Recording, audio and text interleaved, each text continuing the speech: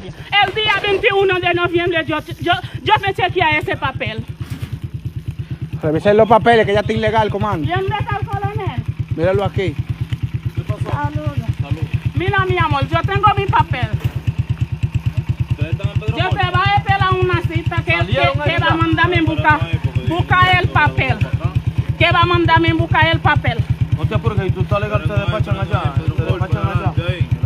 Y mañana yo tengo que irme en la capital a comprar. Todos los días yo estoy en la capital. Si estás legal, te despachan. Pero la inmigración no estaba ahí para despacharme mañana. Es mañana que va a despacharme. Mañana que va a despacharme.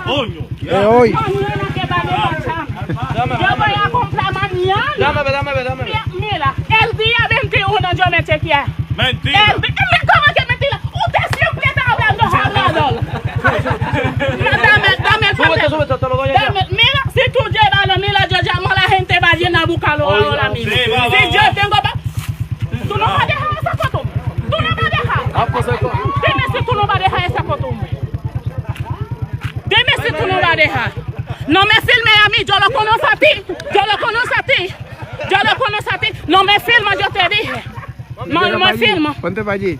¿Dónde yo voy a montar? Yo voy para la capital mañana, yo te dije. Vamos. Coño.